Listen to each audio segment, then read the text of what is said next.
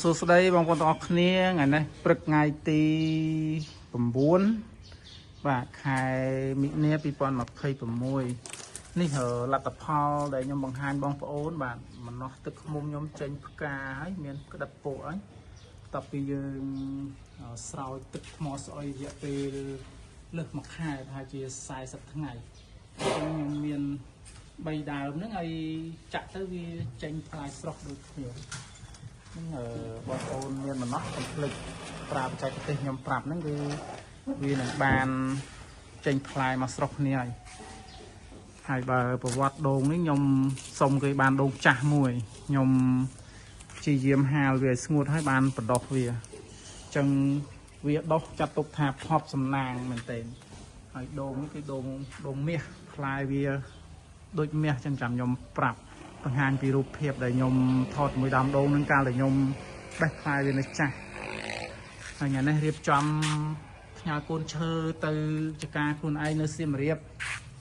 ដាំនៅសៀមរាបតិចបាទហើយបងប្អូនមានតម្រូវការកូនឈើក៏អាចកម្មង់ខ្ញុំបានខ្ញុំនៅចំពោះក្អែកនោះមានច្រើនគ្រាន់ថានេះផ្ទះនៅខាងឈូកមាសវាតូចពិបាកដាក់ចឹងនៅចំពោះក្អែកដើមអីក៏មានដែរបងប្អូនត្រូវការគាត់ទៅប្រាប់ខ្ញុំមកគឺខ្ញុំនឹងប្រាប់ថាមានឬមិនមានហ្នឹងបាទវីដេអូនេះគឺខ្ញុំបានថតតាំងពីឆ្នាំ2023ថ្ងៃ28ខែ3អញ្ចឹងមកដល់ពេលនេះគឺវា3ឆ្នាំជាងហើយកាលនោះគឺខ្ញុំផលិតជីកប៉ុស្នៅខេត្តត្បូងឃ្មុំហើយមានមិត្តភ័ក្តិគាត់មានពូជដូងនឹងគឺ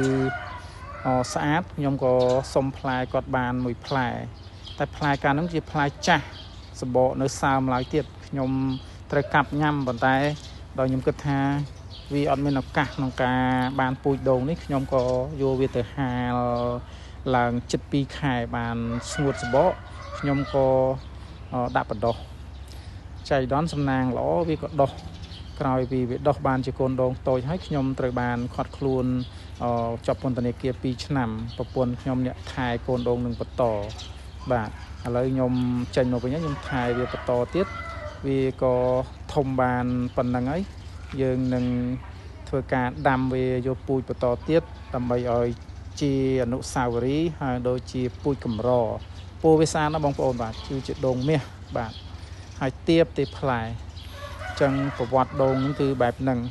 ហើយខ្ញុំស្រឡាញ់វាខ្លាំងណាស់ទោះបីអ្នកណាឲ្យខ្ញុំប្រមាណក៏ខ្ញុំមិនបានលក់វាដែរខ្ញុំទុកជាអនុស្សាវរីយ៍នេះផ្លែដូងដែលខ្ញុំបេះកាលហ្នឹងគឺជាដូងចាស់នៅឡើយទេ